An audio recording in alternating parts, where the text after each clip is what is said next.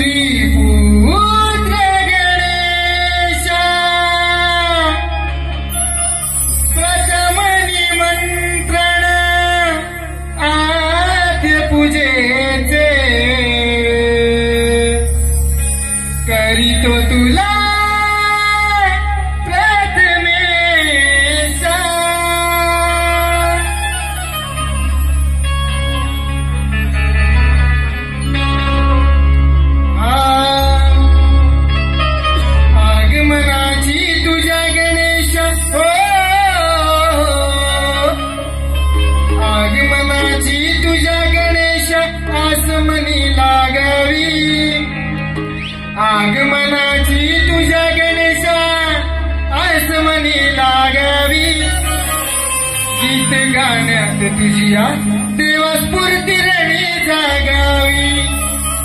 माळया सुमनाची वाईतो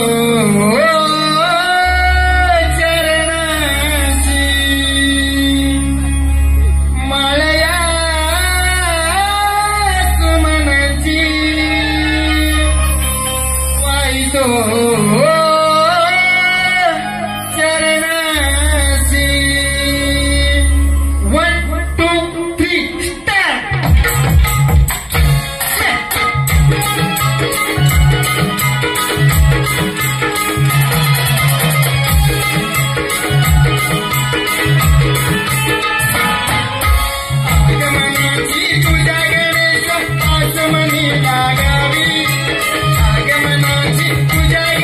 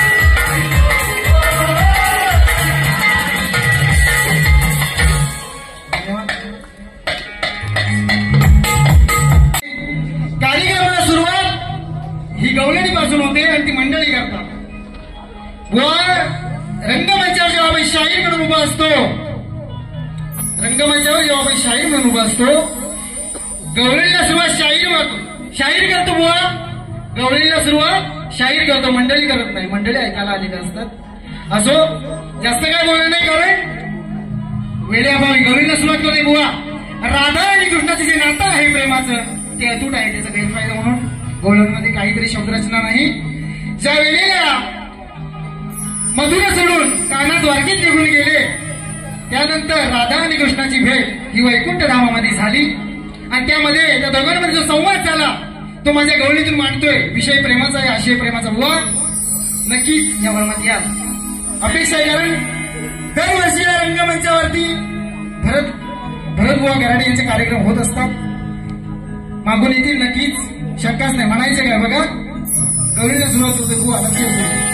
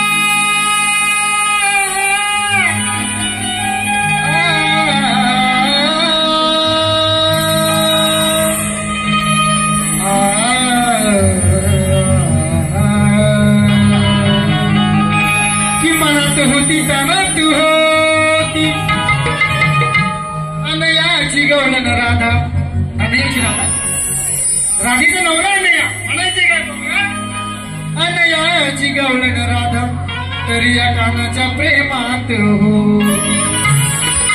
अगं कळली नाही तुला, कळली नाही तुला कधी आपल्या प्रेमाची नाती. तूच माझी साजा, तूच माझी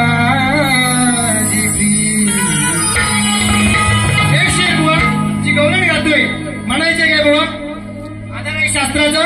म्हणायचे काय बघा की दोन जीव एक तरी एक कधी झालोच नाही.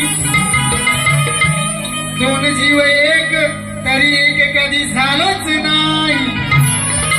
मथुरा सोडून द्वारकेत गेलो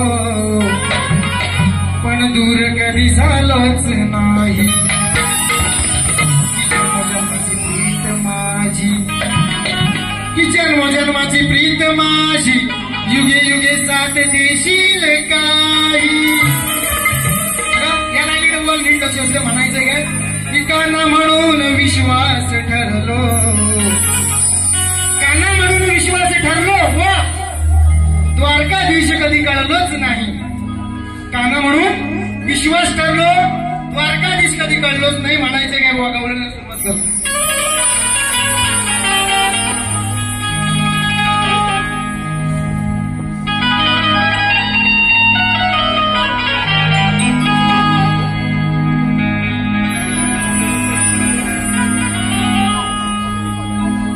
आधी तुझे नाम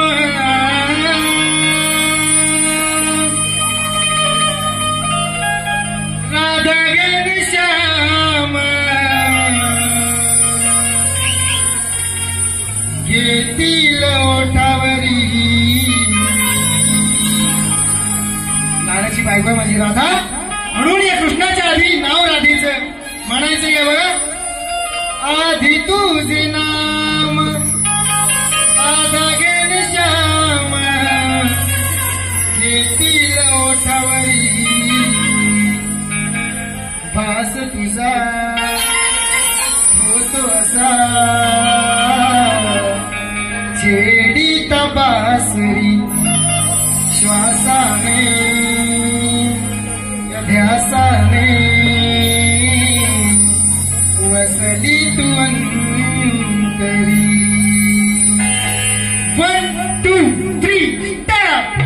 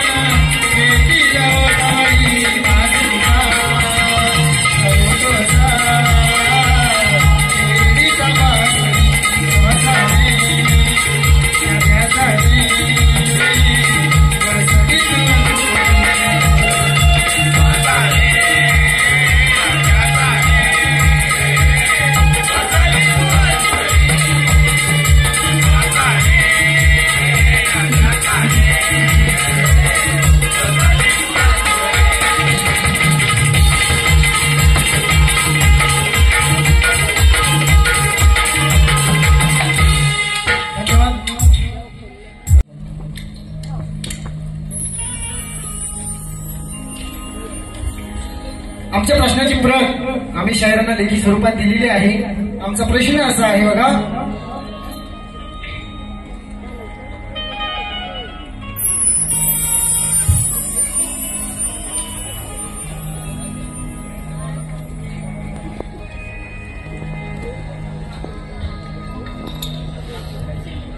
शायरांनी आमचा प्रश्न लेखी स्वरूपात दिला आहे. रसिक प्रेक्षकांच्या माहितीसाठी आमचा प्रश्न पुन्हा एकदा वाचून दाखवतोय बघा. कोणताही जप तप उपाय न करता, कोणताही जप तप उपाय न करता, मशागत न करता शेतीत धान्य पेरले, आकाशात ढग प्रकट न होता रत्नांचा पाऊस पडला, असा तो एक वीर होऊन गेला. त्या वीराचे नाव काय, त्या युग पुरुषाचे नाव काय? शास्त्राधारे अपेक्षित बुवा. शाहिरांचे जो प्रश्न आहे बघा,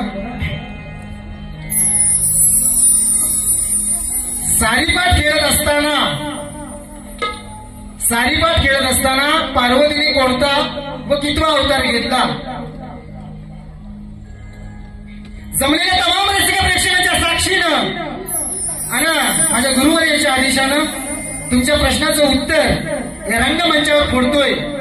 पटलं तर घ्या, नाहीतर सोडून द्या. म्हणायचंय काय?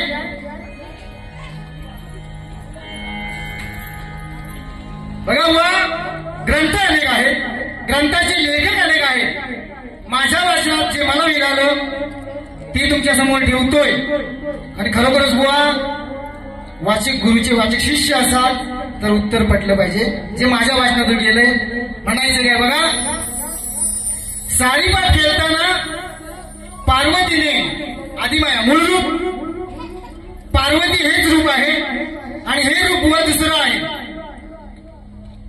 पार्वती हे रूप आहे आदिमाया. कारण शिवशंकरांचा विवाह पहिला एक झालेला होता. थोडक्यात सांगते बघा, शिवशंकर यांनी दक्ष राजाची कन्या दाक्षायणीच्या सोबत विवाह केला. दाक्षायणीचं नाव हे सती, तिला सती म्हणतात. राजा दक्षाने जो यज्ञ मांडला त्या यज्ञामध्ये शिवशंकरांना आमंत्रित केलं.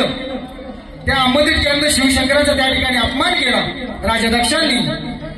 आणि याचा राग त्या सतीला, त्या दक्षिणेला आला आणि तिने अग्नी आपला देहत्याग केला. ती पहिली पत्नी शिवशंकरांची सती आणि दुसरी पार्वती. कारण पार्वती ही शिवशंकरांची लहानपणापासून मोठी भक्त होती आणि नारद मुनींची भविष्यवाणी होती की पार्वतीचं लग्न हे शिवशंकरासोबतच होईल. वेदावळी जास्त सारांश मांडणार नाही बुवा. पार्वती हे रूप आहे आणि हे रूप बुवा दुसरं आहे. माझ्या प्रश्नाबद्दल सुरुवात करतोय. म्हणायचे काय बघा,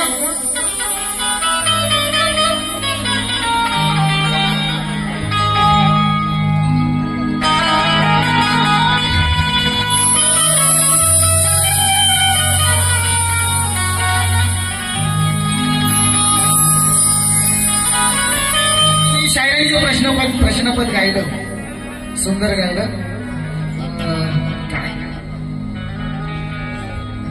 काय देते बुवा तुमच्या प्रश्नपदाची? म्हणतोय काय बघा, जिंदगी इम्तिहान लेती है. असो म्हणायचं काय बघा, सोडना चमचाना सोडना, सोडना चमचाना सोडना, मोडूया रणी तोडूया रणी, मोडूया रणी याची खोडना, सोडना चमचान सोडना. माझ्या प्रश्नपदाकडे बोलतोय. म्हणायचंय बघा, जवळजवळ माझ्या प्रश्नाचं उत्तर हे माझ्या प्रश्नपदातच आहे. ज्ञानी आहात नक्की शोधाल अशी अपेक्षा आहे. प्रश्नपदाला सुरुवात करतोय. म्हणायचं काय,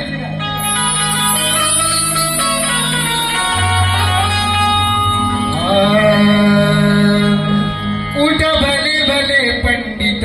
उठायचं बुवा, उठायचं. म्हणायचंय काय, उठ भले भले पंडित, माझ्या प्रश्नाचे गणित गुरुमार्गा समजून घ्यावा. म्हणजे गुरु मार्गा समजून घ्यावा, तवा महिमा शिवाचा गावा. कोण होता युग पुरुष, कोणता तो राजा, सवाल हा माझा तुझ्यावर, सवाल हा माझा. 1 2 3 स्टार्ट.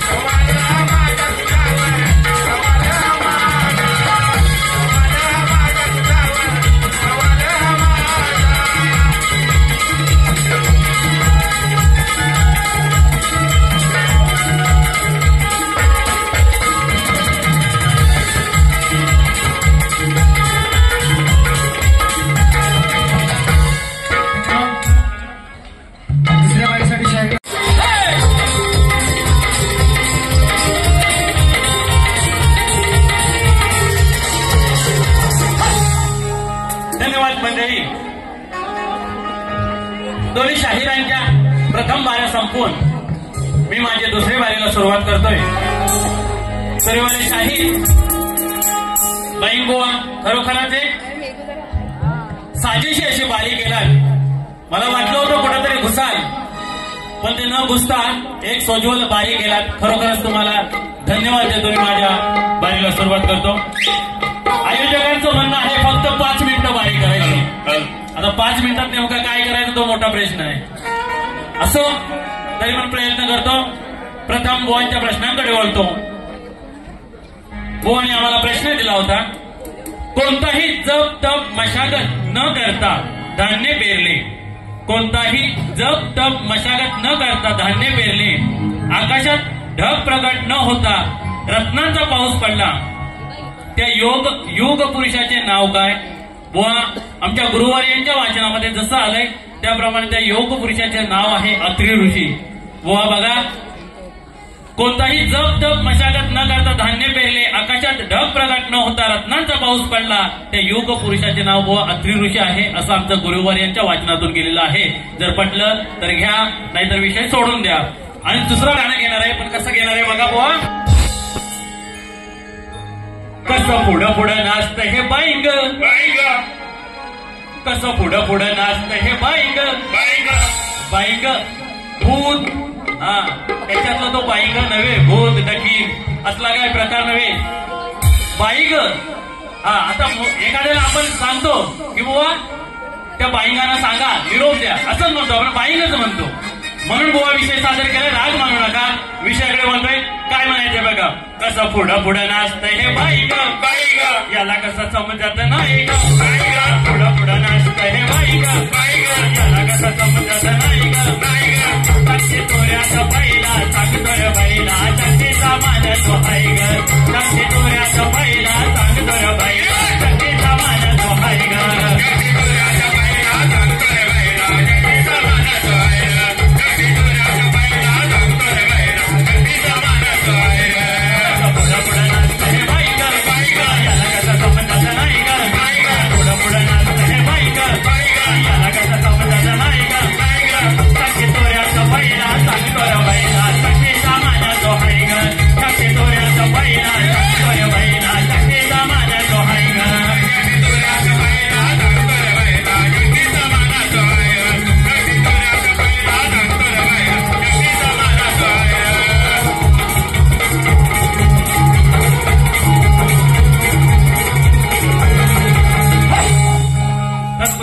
पारितोषिक स्नेहा संदेश निनावे यांच्याकडून 201 रुपये. अरुण जोगले यांच्याकडून 251 रुपये आलेले आहेत. तसेच महालक्ष्मी कलापथक तारदेव गुरुवर्य जानू नारायण वस्ताद कृष्ण अर्जुन यांचे शिष्य श्री जाकादेवी नृत्य कलापथक पेडकडे वैतागवाडी शाहीर दीपक मादे सुहास कांबळे विलास मादे चंद्रकर वेरे यांच्याकडून 501 रुपयाचं पारितोषिक आलं आहे. तसेच रुपेश नमसरे यांच्याकडून 201 रुपयाचं पारितोषिक आलं आहे. त्याचप्रमाणे एक शाहीर आहे, एकीकडे घन निळा सावळा काना, एकीकडे घन निळा सावळा काना तर दुसरीकडे राधिका गोरी. असे भासतात जणू एकमेकांना भेटले आहेत चंद्र आणि चकोरी. जणू एकमेकांना भेटले आहेत चंद्र आणि चकोरी. नंदकिशोर सुर्वे संदेश जानसकर तुषार जानसर यांच्याकडून 501 रुपयाचं बक्षीस आलेलं आहे. त्याचप्रमाणे दीपक धाकू चिपटे यांच्याकडून 201, योगेश डोंगरकर 201. तसेच कैलासवासी कृष्णा गुणाजी चिपटे यांच्या स्मरणार्थ वनिता कृष्ण चिपटे व कृष्ण प्रसाद कृष्णा चिपटे यांच्याकडून 501 रुपयाचं भरघोस असं पारितोषिक आलं आहे. त्यांच्या आम्ही आभारी आहोत, ऋणी आहोत. धन्यवाद धन्यवाद धन्यवाद. काय म्हणायचंय बघा. व एक शेवटचं घेतोय. असो मी माझी दुसरी वारी संपवतो आणि इथेच थांबतो. जय हिंद, जय महाराष्ट्र.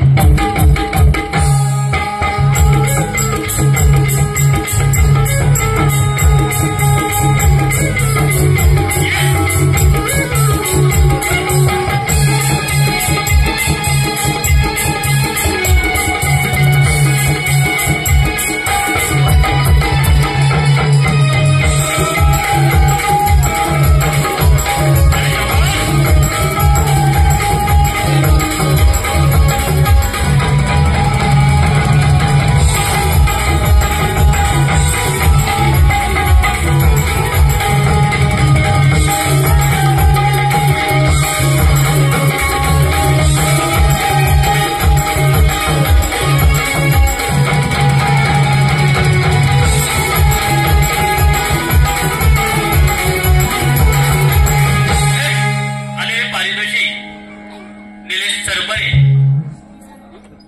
Hello hello.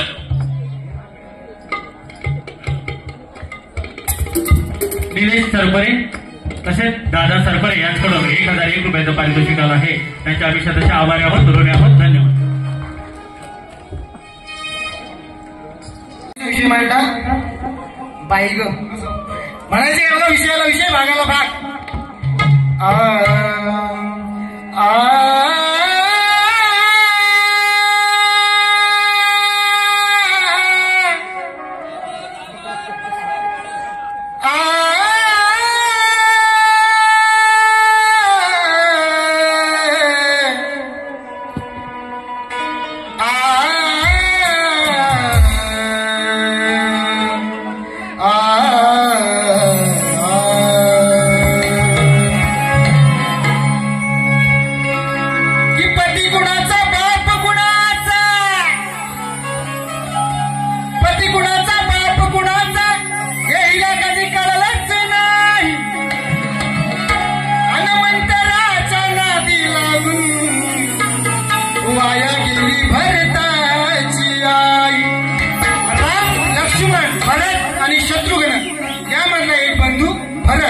त्याची आई काही विषय बुवा भरत बुवांना बोलायचं आपलं काम नाही.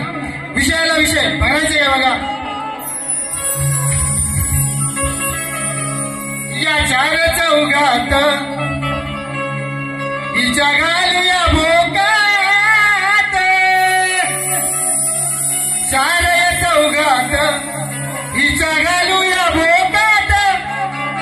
लग्नाचा विषय बुवा भरत बुवांच्या गोरी मातीच्या मंदिरात भरत यांचं लग्न विवाह सोहळा पार पडला. म्हणायचंय काय? चार या चौघात हिच्या घालूया भोगात. घालून तणी नाकात नवरीची काढूया वरात. घालून तणी नाकात नवरीची काढूया वरात.